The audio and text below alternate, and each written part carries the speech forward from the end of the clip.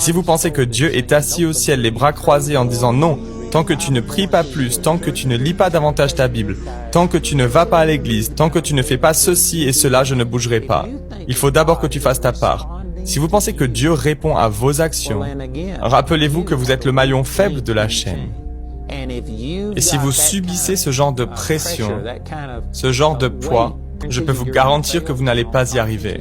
Votre propre conscience va vous condamner et vous ne recevrez rien de Dieu, non parce que vous ne croyez pas que Dieu puisse agir, mais vous ne croyez tout simplement pas qu'il le fera pour vous, parce que vous pensez que tout dépend de vos performances. Mais ce n'est pas le cas. Ce n'est pas ce que vous faites pour Dieu qui compte, c'est ce que Dieu a fait pour vous. Et tout ce que vous avez à faire, c'est de croire et de recevoir. C'est vraiment aussi simple que cela. Et je sais que beaucoup de gens pensent, eh bien non, ça ne peut pas être aussi facile. Il me faut aussi faire quelque chose. Je dois étudier la parole, je dois prier. Si vous étudiez la parole, priez, allez à l'église en pensant qu'après avoir fait ces choses, Dieu doit répondre en conséquence. Eh bien, sachez que c'est le contraire de la foi. Il s'agit des œuvres.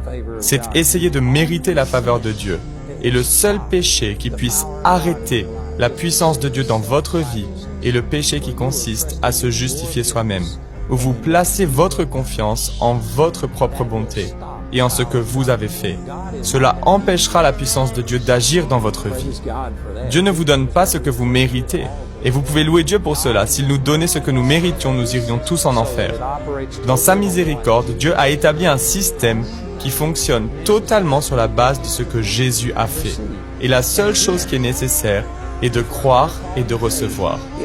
Et à nouveau, si ce que vous appelez la foi, c'est faire telle et telle chose afin d'obliger Dieu à vous répondre et à agir en retour parce que vous l'avez mérité, eh bien sachez que ce n'est pas la foi. La vraie foi biblique consiste simplement à se reposer dans ce que Jésus a fait. C'est dire, Père, je sais que je n'ai pas tout fait correctement, mais merci pour Jésus. Je prie au nom de Jésus et non en mon propre nom ou au nom de qui que ce soit d'autre. Je vais dire, Père, au nom de Jésus, je reçois ma guérison. Cela signifie que c'est grâce à ce que Jésus a fait et non grâce à ce que j'ai fait. C'est grâce à Jésus que je suis guéri. Je m'attends à recevoir la bénédiction financière. Je m'attends à avoir la joie et la paix grâce à ce que Jésus a fait. Et vous savez quoi? Il va falloir vous efforcer à entrer dans le repos.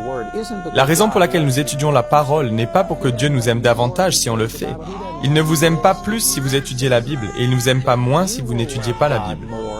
Mais vous aimerez Dieu davantage si vous étudiez sa parole et vous l'aimerez moins si vous ne le faites pas. Car il vous faut renouveler vos pensées.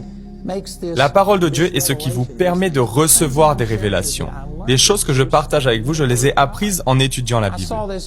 Vous voyez, étudier la parole ne fait pas bouger Dieu, mais ça change votre cœur et vous aide à entrer dans le repos.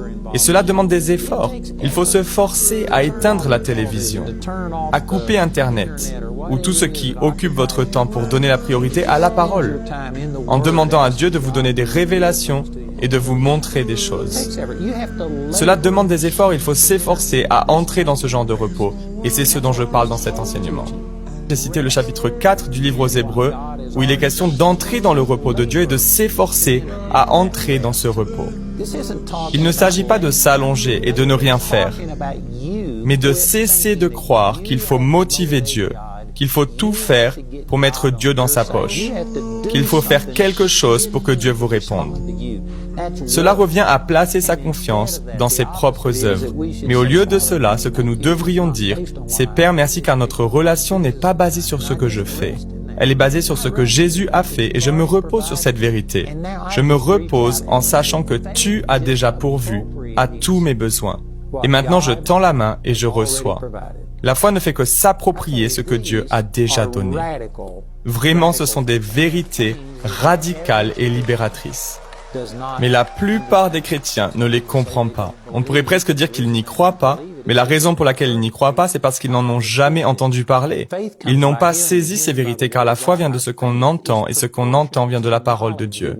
Notre foi est proportionnelle à la connaissance que nous avons. Aujourd'hui a surtout servi à résumer les 2 premières semaines.